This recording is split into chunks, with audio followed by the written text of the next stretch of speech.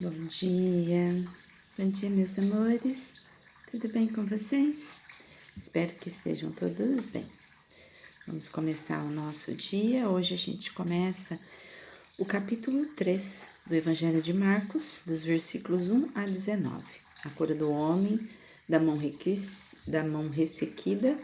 Jesus cura muitos à beira-mar e a escolha dos 12 apóstolos. Nesse capítulo, Jesus demonstra que o amor e a misericórdia de Deus estão acima das tradições humanas. Ele cura um homem em pleno sábado, acolhe multidões que buscam ajuda e escolhe os 12 discípulos que caminharão ao seu lado. Mais uma vez, Marcos nos apresenta um Jesus que age, transforma e chama pessoas como comuns para participarem de algo extraordinário. Oremos. Pai amado, que o Teu Espírito nos conduza nesta leitura. Abra nossos olhos para compreender os ensinamentos de Jesus e fortalecer nosso coração para responder o Teu chamado. Em nome de Jesus. Amém. Vamos para a nossa leitura. Capítulo 3. O homem da mão ressequida. Mateus 12, 9 a 14, Lucas 6, 6 a 11. Versículo 1. De novo, Jesus entrou na sinagoga e estava ali um homem que tinha uma das mãos ressequida. Versículo 2. E estava observando Jesus para ver se curaria aquele homem no sábado, a fim de o acusarem. Versículo 3. Jesus disse ao homem da mão ressequida: Vem aqui para o meio. Versículo 4. Então lhes perguntou: É lícito nos sábados fazer o bem ou fazer o mal? Salvar uma vida ou deixar morrer? Mas eles ficaram em silêncio. Versículo 5. Então Jesus, olhando em volta, indignado e entristecido com a dureza de coração daquelas pessoas, disse ao homem: Estenda a mão.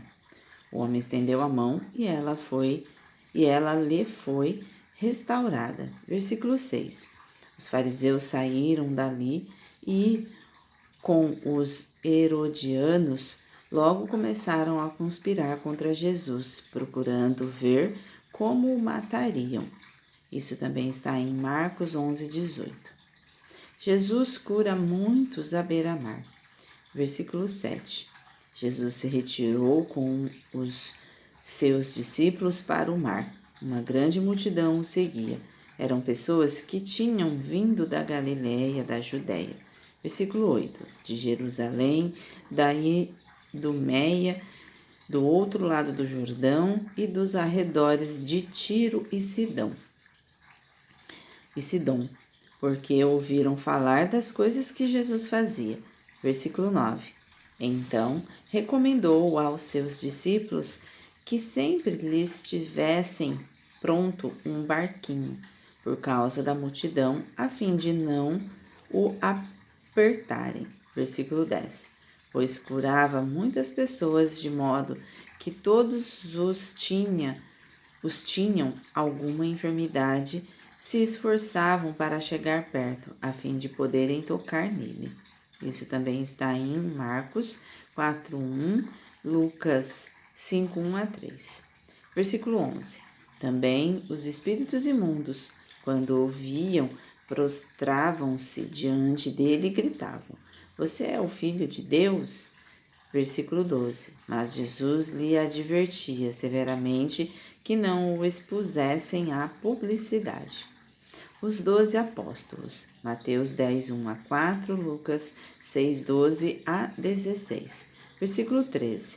Depois Jesus subiu ao monte e chamou os que ele quis, e vieram para junto dele. Versículo 14. Então designou 12, aos quais chamou de apóstolos, para estarem com ele, para os enviar a pregar.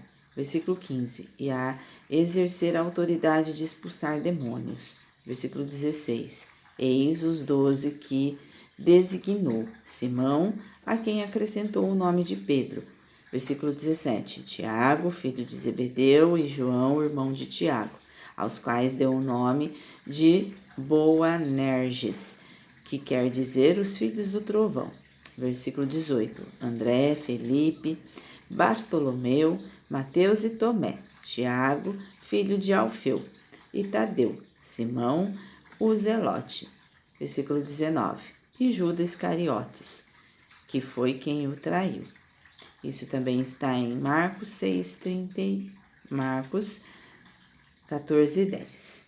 E hoje a gente vai parar aqui. Amanhã a gente encerra o nosso capítulo 3. Marcos vai ser bem rapidinho, porque é bem curto, dá pra gente fazer aí tranquilamente, porque é um evangelho de atitude, onde a gente coloca em ação aquilo que a gente lê, pratica aquilo que a gente aprende. Analogia. O homem da mão ressequida estava dentro da sinagoga. Estava perto da religião, mas continuava carregando uma limitação. Isso nos lembra que estar próximo das coisas de Deus não é a mesma coisa que permitir que Deus transforme nossa vida.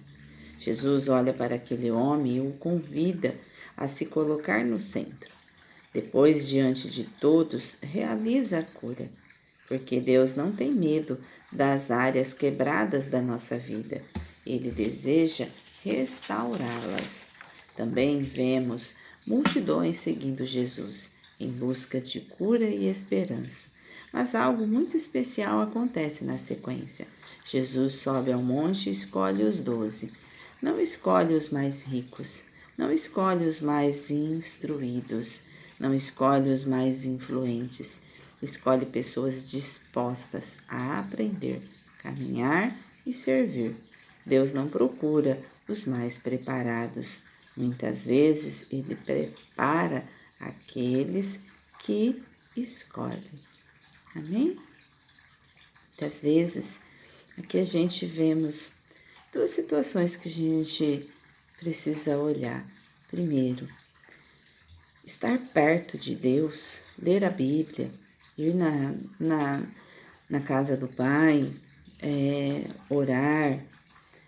Às vezes é muito, mas às vezes é pouco.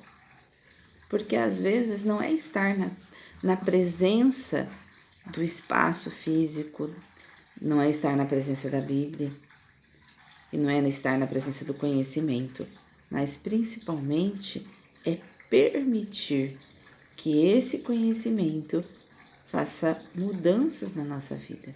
É permitir que Deus faça a mudança na nossa vida. É deixar Ele entrar. E também sobre as escolhas.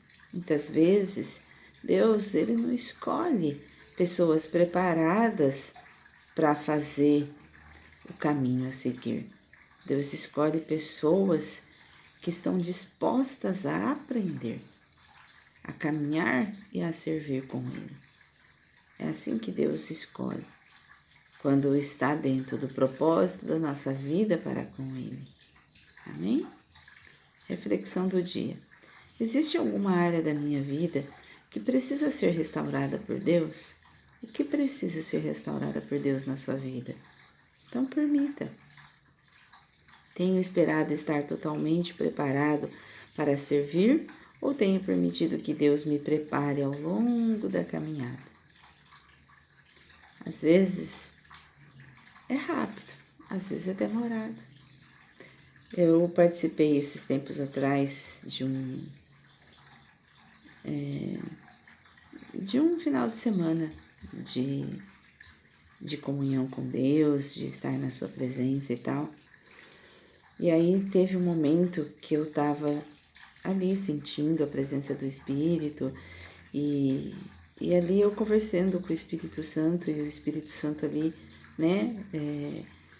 me tocando. E aí eu perguntei assim para Deus: Deus, o que fazer agora? Porque até então Deus sempre vinha me mostrando os caminhos. E aí Deus só falou assim para mim: só continue. fazendo o que você está fazendo. Só continue fazendo o que eu te pedi.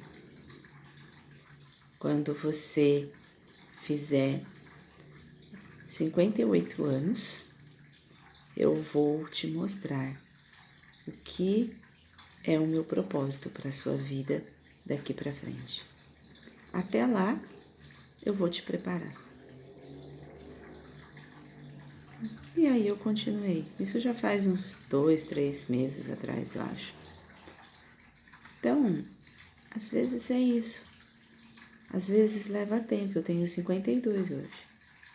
Então, vão ser 6 anos de preparo. 6 anos que eu vou estar firme. E esses 6 anos, com certeza, vai ser quando a gente terminar esse estudo. É Deus preparando, é Deus ver se realmente eu estou disposta a vencer os obstáculos. Aqui agora eu estou morrendo de dor de cabeça. Vocês estão vendo que a minha carinha está até meio estranha.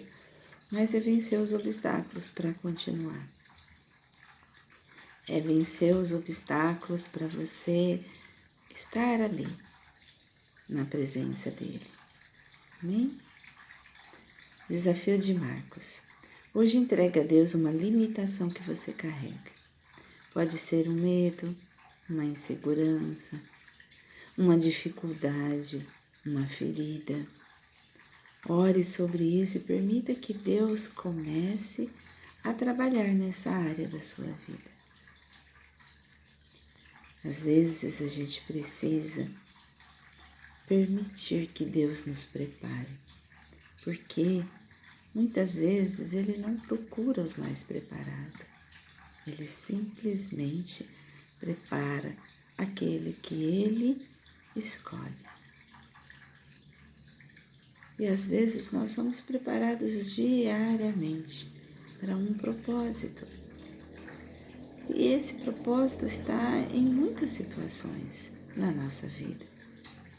Precisamos somente permitir estar na presença de Deus e Deus ir lapidando aquilo e preparando e dissolvendo e vendo o que mais Ele pode fazer, o que mais a gente pode permitir. E assim Deus vai fazendo a sua ação sobre a nossa vida. Às vezes não é fácil, porque cada fase da nossa vida vai ser um obstáculo a ser vencido. Às vezes uma decisão que não depende só de você. Às vezes um caminhar que precisa de auxílio, que precisa do outro. Às vezes algo que é necessário para a vida. Mas Deus sempre está ali, nos dando